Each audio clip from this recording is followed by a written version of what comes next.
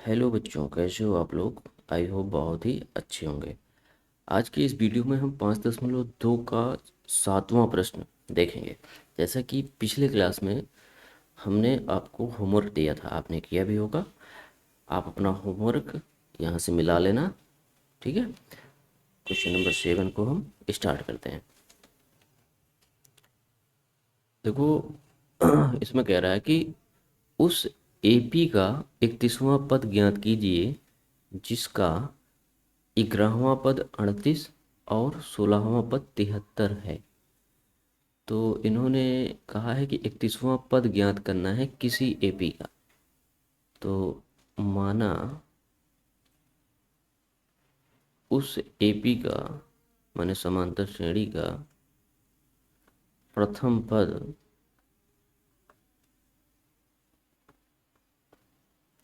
ए है, सार्वंतर डी है।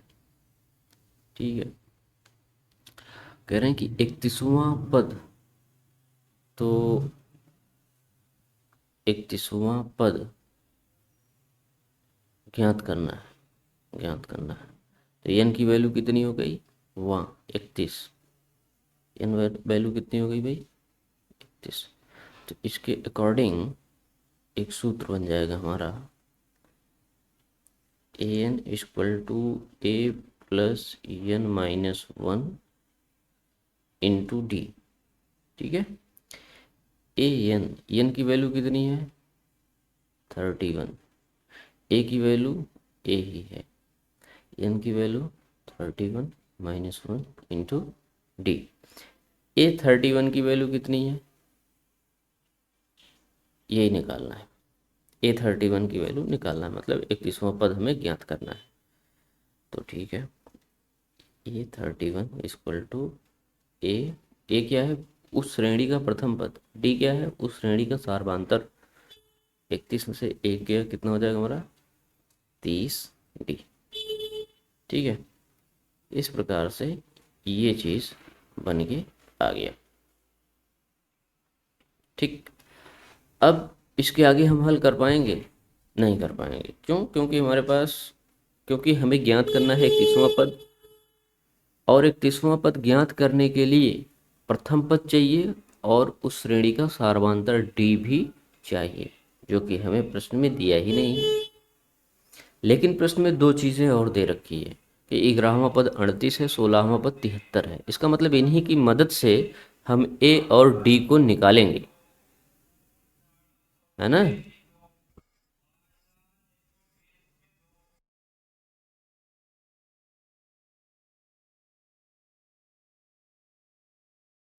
इन्हीं की मदद से हम,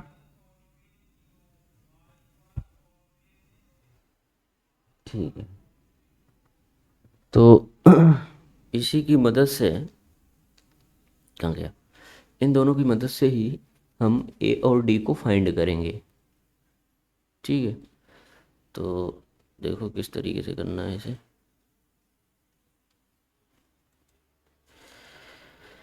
ए कह रहा है कि 11वां पद 38 है, मतलब ए 11 कितना है, 38 है। ठीक है।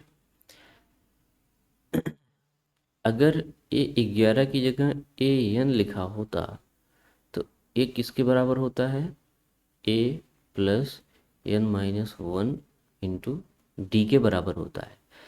अब ए 11 कह रहा है, तो ए 11 का मान कितना है, एन की वैल्यू 11 रख के हम देखेंगे, बनाएंगे इसको, क्योंकि 11वां पद है 38, तो इसलिए एन की जगह 11 है, तो इसमें भी हम 11 रख देंगे।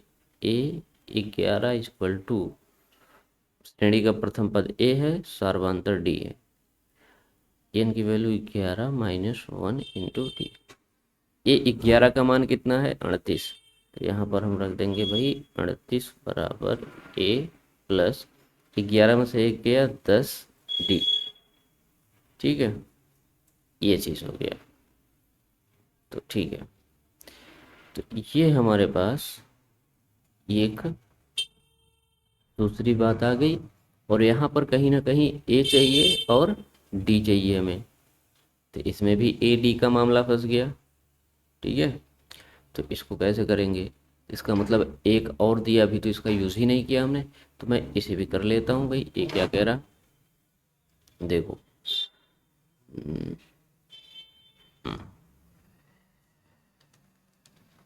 ये जो तीसरा वाला है इसको भी हम चेक कर लेते हैं। ठीक है, 16वां पद 73 है, मतलब A16 कितना है? 73। A16 कितना है भाई? 73। ठीक है, अब ये 16 अगर 73 है, तो इसी तरीके से जैसे इसको हमने बनाया है, तो इसको हम लिख सकते हैं इस फार्मूले के अकॉर्डिंग। पहले तो फार्मूला ही लिखेंगे, n-1 × d। एन की वैल्यू 16 है, तो A16 बराबर A प्लस एन का मान 16, 16 माइनस 1 × d। A16 का मान कितना है? 73 बराबर प्रथम पद ए प्लस 16 में से 1 गया 15 डी, तो डी। ठीक है, तो यहाँ पर भी हमें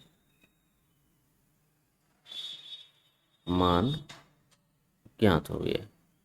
देखो, अब इसको हम बनाएंगे समीकरण 1, इसे बनाएंगे समीकरण 2 और इसे बनाएंगे समीकरण 3। क्योंकि 31वां पद ज्ञात करना है, तो इसको साइड में ही रखो। इसके लिए ए और डी चाहिए। ए और डी को हम यहाँ से निकालेंगे। ए और डी दो चीज़ें हैं, इसका मतलब इन दोनों को निकालने के लिए कम से कम दो इक्वेशन हमारे पास होना ही चाहिए।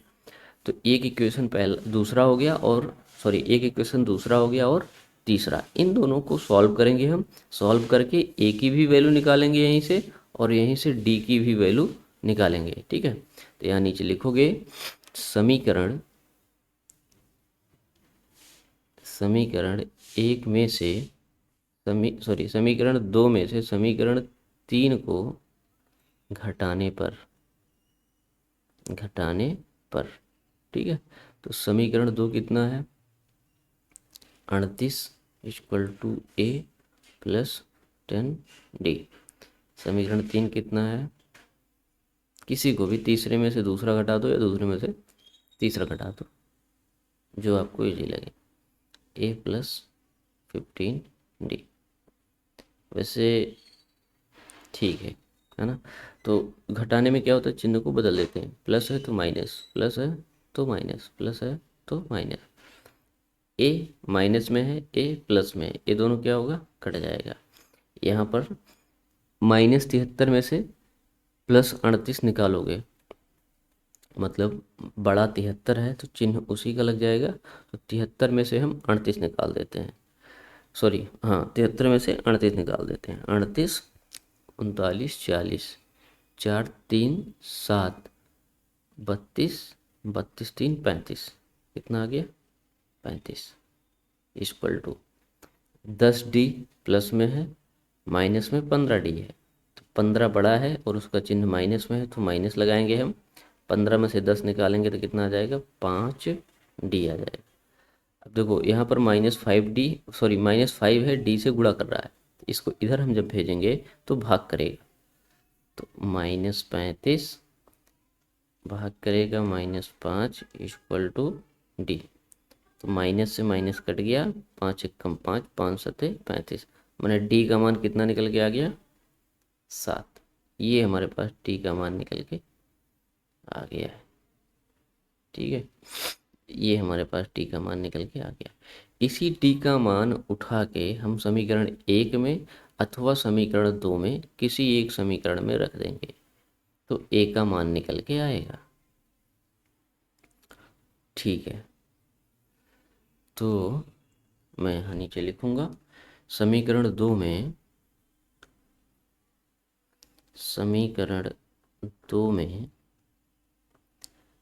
डी का मान रखने पर,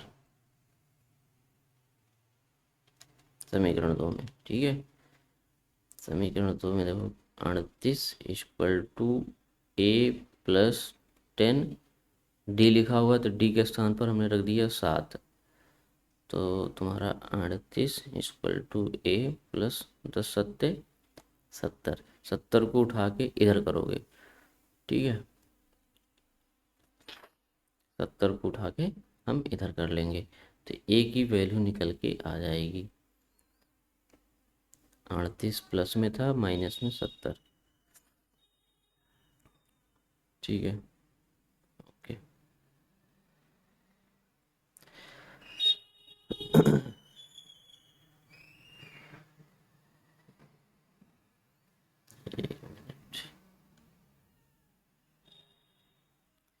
यहाँ पे 38 प्लस में था, 38 प्लस में है, माइनस 70 इधर लाओगे तो माइनस में हो जाएगा, तो माइनस कितना हो गया 70, ठीक है। तो ए इक्वल टू 38 39 40, 4 3 7 मतलब 32, कितना आ गया 32। बड़ी वैल्यू कौन सी है, माइनस वाली, तो यहाँ पे क्या हो जाएगा हमारा -32। इसमें तुम्हारा डी 7 आएगा और ए की वैल्यू -32, ठीक है। तो ये कितना हो गया, -32 हो गया, ठीक है। ए का भी मान हमें ज्ञात हो गया। अब सोचो ए और डी दोनों की वैल्यू हमारे पास आ गई है और प्रश्नानुसार हमें 31वां पद ज्ञात करना था जो कि समीकरण 1 में बना हुआ है। और समीकरण 1 में अब हम ए की वैल्यू और डी की वैल्यू रख देंगे तो 31वां पद हमें ज्ञात हो जाएगा, ठीक है। तो हम यहाँ पर लिखेंगे समीकरण, यहाँ पे एक लाइन बना देते हैं जिससे थोड़ा सा अलग हो जाए चीज़ें, हाँ ठीक है। समीकरण 1 में ए व डी का मान रखने पर, समीकरण 1 है हमारा ए 31 इक्वल टू ए, ए की वैल्यू कितनी है -32 प्लस 30, डी की वैल्यू कितनी है भाई 7, तो इसे हल कर लो, -32 प्लस 7 तिरिक 21, 210 हो गया। 210 में से 32 निकाल दो तो 10 में से 2 गया 8, 0 1 लाओगे 10, 10 में से 3 गया 7, बचेगा 1। तो ये तुम्हारा 31वां पद ज्ञात हो जाता है जो कि कितना है 178। यही आपका आंसर हो जाएगा। प्रश्न में यही पूछ रहा था कि भाई 31वां पद ज्ञात करके बताइए। तो इस प्रकार से आपको इस प्रश्न को हल करना था, ठीक है। अब हम अगले प्रश्न की तरफ बढ़ते हैं। अगला प्रश्न कह रहा है एक एपी में 50 पद हैं। कितने पद हैं 50 पद। अगर किसी श्रेणी में कुल 50 पद हैं, अंतिम पद उसका अगर 106 है तो 106 चौथवां पद होगा। एक पंक्ति में कुल 27 बच्चे हैं और बिल्कुल अंतिम में पीयूष पांडे खड़ा है, तो पीयूष पांडे बिल्कुल अंतिम में खड़ा है और कुल बच्चों की संख्या 27 है। तो बताओ पीयूष पांडे चौथवें स्थान पर खड़ा है। शुरू से गिनना शुरू करोगे, 1 से 2 से 3 4 5 करते हुए जाओगे, पीयूष पांडे तक जब आप पहुंचोगे काउंट करते करते तो वहां पर संख्या क्या निकल के आएगी 27 निकल के आएगी, क्योंकि सब पूरे बच्चों की संख्या कितनी है 27 और बिल्कुल लास्ट में कौन खड़ा है पीयूष पांडे खड़ा है। तो इस प्रकार से एक एपी है जिसमें कुल पद कितने हैं 50 पद हैं और बिल्कुल लास्ट वाला पद कितना है 106 है। तो इसका मतलब 106 चौथवां पद हुआ 50वां पद हो गया। बात समझ गए। तो ये चीज़ है, थोड़ा सा प्रश्न मतलब लैंग्वेज इसने चेंज किया है, चीज़ों को आपको समझना होगा बस, ठीक है। अब यहाँ पर हम लिखेंगे माना एपी का प्रथम पद बराबर ए। कौन सी एपी? जिस एपी के ये सारे पद हैं, ठीक है। सार्वंतर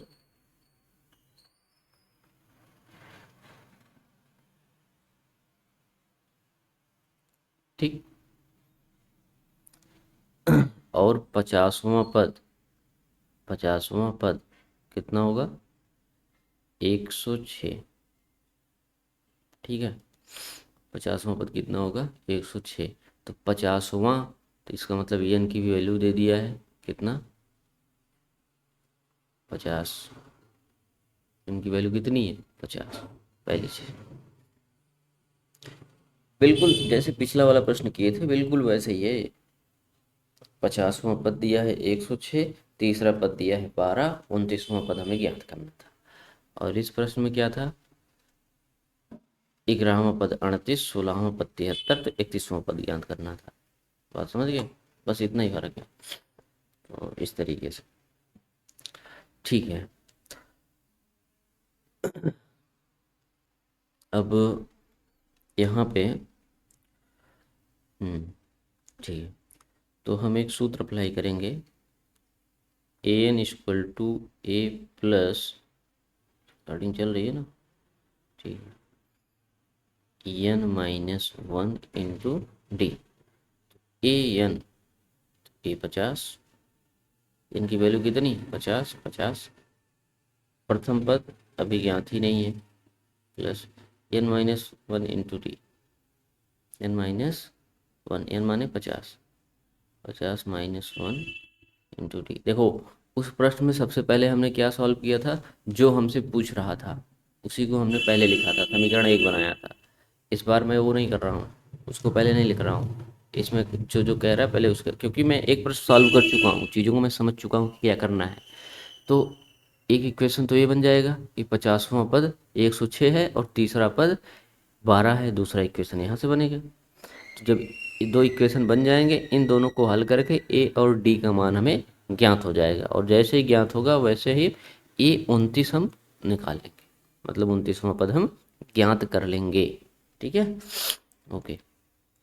ए 50 कितना है? 106। 106 बराबर प्रथम पद ए है, प्लस 50 में से एक गया, कितना हो जाएगा? 49 डी। ठीक, इसको बना लो समीकरण एक। ओके,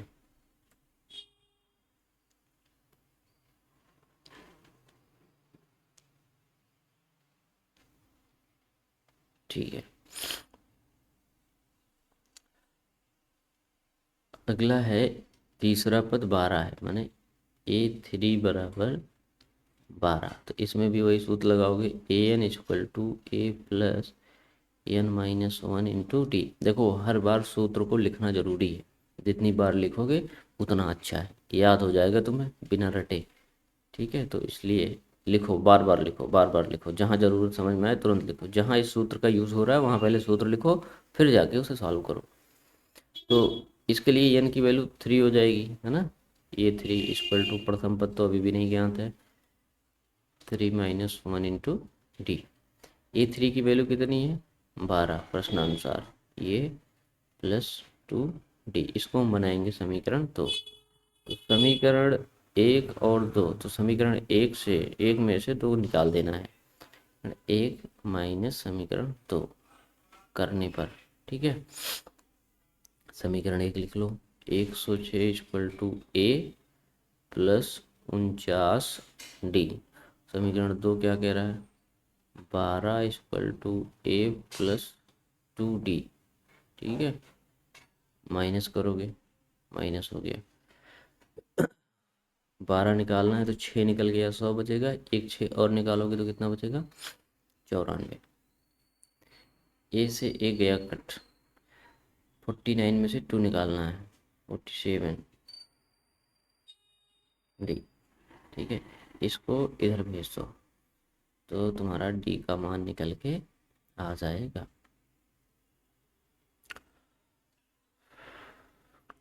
ठीक है भाई, इसको हम इधर भेजेंगे। 94 divide by 47 equal to T. तो 4 दूनी 8 80, 7 दूनी 14 47, दूना 94। डी का मान कितना आ गया? 2। समीकरण 1 अथवा 2 में किसी एक में डी का मान रख दो। मैं 2 में रखूँ क्योंकि यहाँ पे संख्याएं छोटी छोटी दिख रही हैं, तो इसी में मैं रखता हूँ। समीकरण 2 में डी का मान रखने पर, ठीक है, तो 12 equal to A plus 2, D का मान 2 है, तो 12, 2 दूनी 4 को इधर लाओगे तो माइनस में हो जाएगा, बराबर है 12 में से 4 गया, कितना आएगा? 8। तो ए की वैल्यू कितनी आ गई भाई? ए बराबर 8।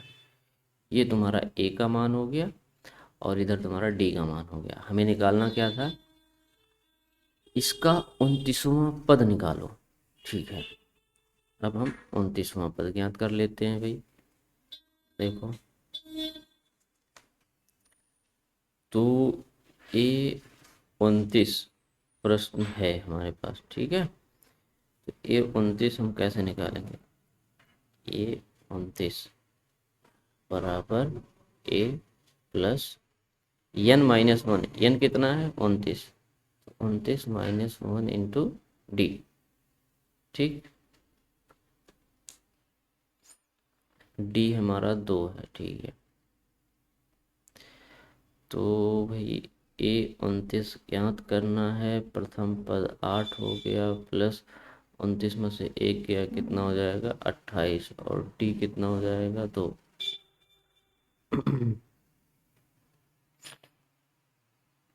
ए 29 बराबर 8 प्लस 40, 50, 8 दूनी 16, 56, 56। ठीक है, तो 4 60 64। ये 29 कितना आ गया?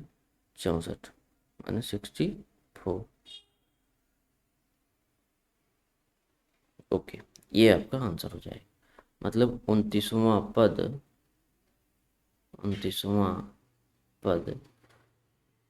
64 है। इस श्रेणी का, किस श्रेणी का? जिसका प्रथम पद 8 है और सार्वधातुक 2 है, उसका 29वां पद 64 हो जाएगा। ये हमारा आंसर हो गया।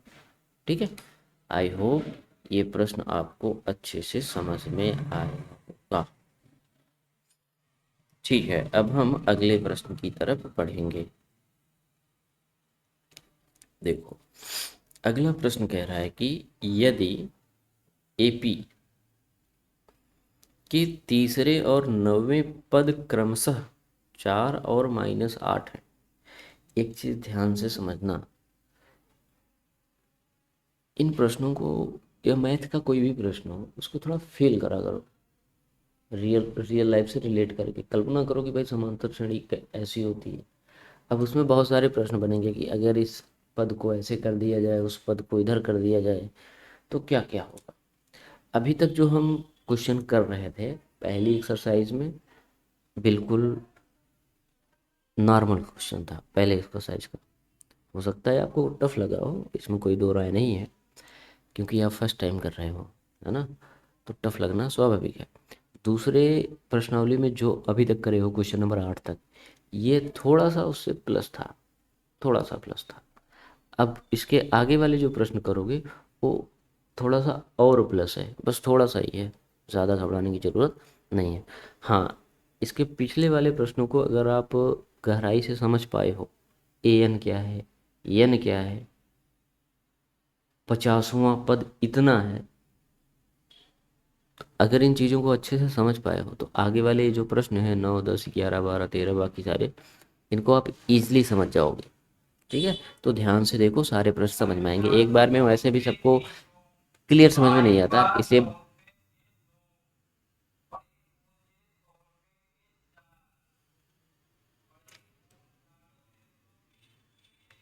इसलिए बहुत घबराने की ज़रूरत नहीं है। और बस देखते जाओ आप। अगर बहुत ज़्यादा नहीं समझ में आ रहा है तो बस चीज़ों को ऐसे देखते जाओ कि हाँ हाँ ऐसे हो रहा है, ठीक ठीक, इस तरीके से पिछले प्रश्न में हुआ था। तो उसको देखते चले जाओ, और जितना हो सक पा रहा है, मतलब जितना कर पा रहे हो उतना कॉपी में करते रहो। जब ये फिनिश हो जाएगा या किसी दिन छुट्टी मिलेगी जब तुम्हें संडे वगैरह को, तो उस दिन इन्हीं प्रश्नों को एक बार फिर से करना। ठीक है, इन्हीं प्रश्नों को एक बार फिर से सॉल्व करना। सॉल्व करने के बाद जो उदाहरण दिया है उसको सिर्फ देखना कि कैसे कैसे सॉल्व हुआ है, अथवा उन उदाहरणों को, उदाहरण के प्रश्नों को पढ़ो और पढ़ के सोचो कि इसे कैसे सॉल्व करोगे। हल को मत देखो, सोचो कि कैसे सॉल्व करोगे। उसके बाद जब सोच लिया कि हाँ यहाँ से वैल्यू निकालेंगे, इसको ऐसे रखेंगे, दो समीकरण हल करके ए डी का मान निकलेगा, फिर इसमें रख के ए वाली वैल्यू निकालेंगे। जब इतना दिमाग में चल गया तो अब देखो क्या उदाहरण में वही कर रखा है, तो तुमको दिखेगा कि हाँ एकदम एग्जैक्ट वही कर रखा है। ठीक है, कैलकुलेशन मैं नहीं कर रहा हूँ, तो कह रहा हूँ कि दिमाग में करो। बस कॉन्सेप्ट तो बना लो कि हाँ हाँ इसमें ये करना होगा, तब जाके ये चीज़ आएगा। तो इस तरीके से इसे करना है। ठीक है, ओके। अब हम बढ़ते हैं अगले प्रश्न की तरफ। ठीक है,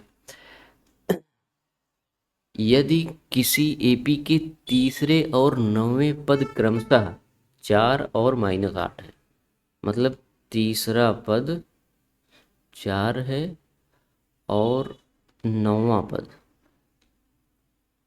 -8 है, तो कौन सा पद शून्य होगा? अब इसमें ध्यान देना, कौन सा पद, मतलब पद इन्होंने बता दिया कि शून्य है, लेकिन चौथों नंबर पर है, इस चीज को बताओ। यानी कि यन की वैल्यू पूछ रहा है। तो यहाँ आगे लिख लोगे, माना, या तो शुरू में ही लिख लो, है ना, एक मिनट, शुरू में ही लिख लो कि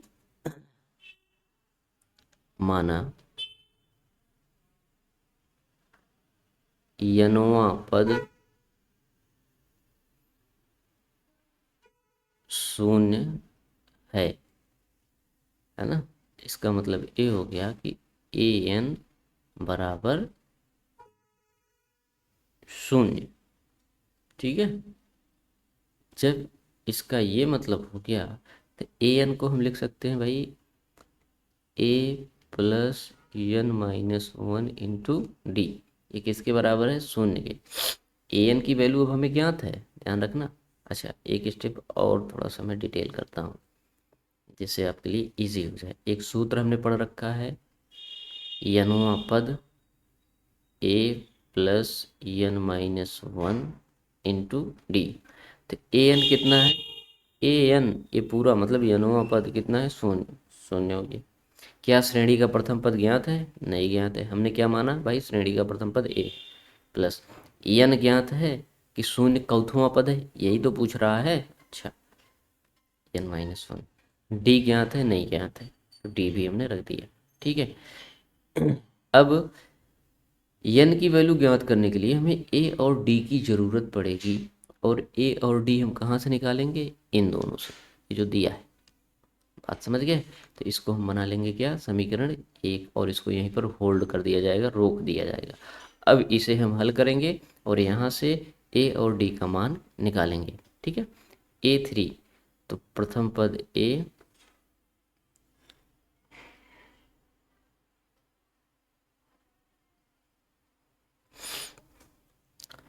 प्रथम पद ए प्लस n-1, एन की वैल्यू कितनी है?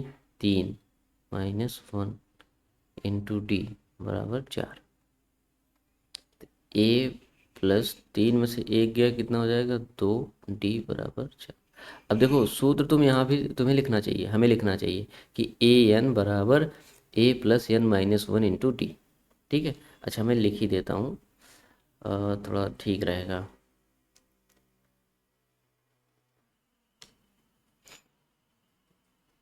इसको नीचे करके यहाँ पे मैं लिख देता हूँ कि भाई सूत्र हम लगा रहे हैं a n equal to A plus n-1 into D.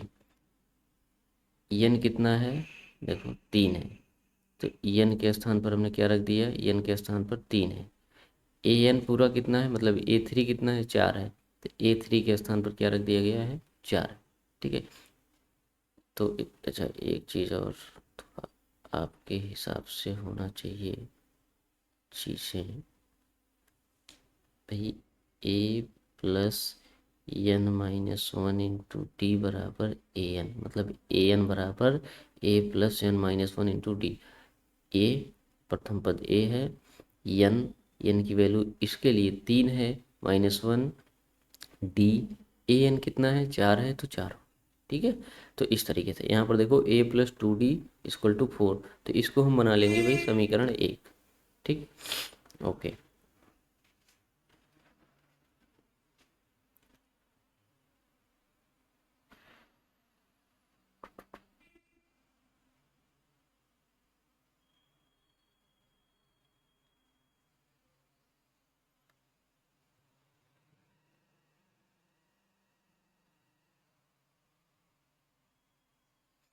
Okay, अब यहाँ पर भी हमें सूत्र लिखना होगा, a n equal to A plus N minus one into D.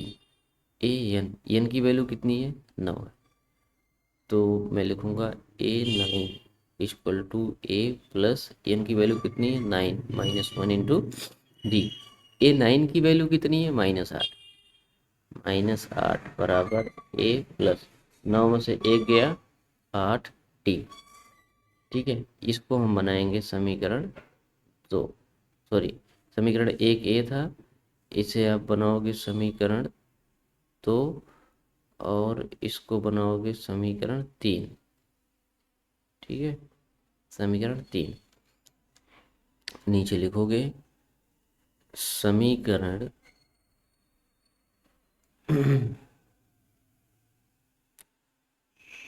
3 -2 करने पर। ठीक है, समीकरण तीसरा लिख दो, -8 equal to A plus 8D। समीकरण दूसरा क्या है हमारा, 4 equal to A plus 2D, A plus 2D। ठीक है, तो चिन्ह को चेंज कर देंगे हम, ए प्लस माइनस ए कट गया, -8 -4 8 4 12 मतलब -12। 8D में से 2D निकालोगे तो कितना आ जाएगा 6D हो जाएगा। 6 इधर गुणा कर रहा है, इधर जाके क्या करेगा भाग करेगा, तो -12/6 इक्वल टू डी। 6 कम 6 6 दूनी 12, डी बराबर कितना आ गया -2। तो ये हमारे पास डी का मान हो गया। सार्वधातर कितना निकल के आ रहा है -2। ठीक है, अब इसी -2 को हम क्या करेंगे, उठा के समीकरण दूसरे अथवा तीसरे किसी एक में रख देंगे, तो मैं समीकरण 2 में रख रहा हूँ। ठीक है, समीकरण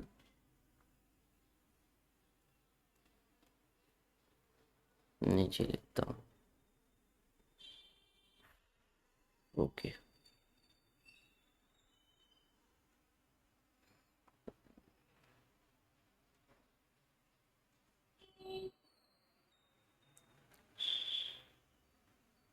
समीकरण 2 में डी का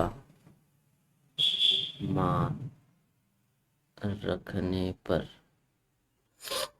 ठीक, समीकरण 2 में डी का मान रखने पर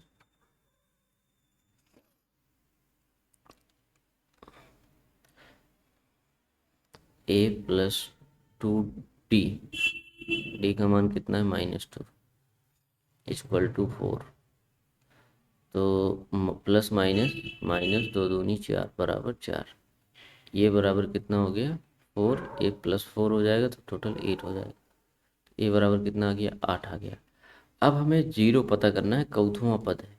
ठीक है, इस समीकरण में मेन कॉन्सेप्ट तो मेरा मेन काम तो यहीं पर था, ए और डी का मान अगर रख दिया जाता तो एन की वैल्यू निकल के आ जाती। अब डी का भी मान ज्ञात हो गया है और ए का भी मान ज्ञात हो गया है, तो इसके स्थान पर हम ए और डी की वैल्यू रखेंगे। ठीक है, इसको मैं यहाँ से कॉपी कर लेता हूँ और नीचे ले चलता हूँ। ठीक है,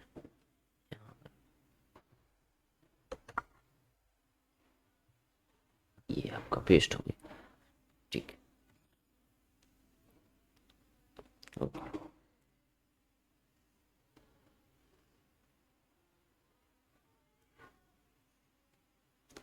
यहाँ लिखोगे समीकरण एक में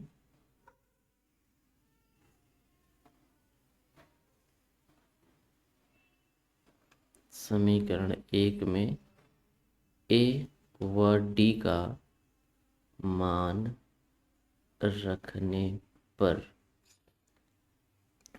ठीक है, तो 0 = ए कितना है 8 प्लस एन तो ज्ञात ही करना है, -2 हो जाएगा डी का मान। तो 8 को इधर कर दोगे तो -8 हो जाएगा, n-1, और -2 गुणा कर रहा है, इधर आके क्या करेगा -2 भाग करेगा, माइनस से माइनस कट गया, 2 1 कम 2, 2 चौक 8, तो 4 = n-1, -1 को उठा के इधर कर लो, 4 + 1 बराबर n, 4 + 1 कितना हो जाएगा 5 बराबर n, मतलब पांचवा पद जो है वो शून्य होगा, पांचवा पद शून्य है। ठीक है, इस प्रकार से ये प्रश्न आपके सॉल्व हो जाते हैं। तो ठीक है, आज की क्लास को हम यहीं तक रखेंगे, बाकी नेक्स्ट क्लास में देखेंगे। ओके।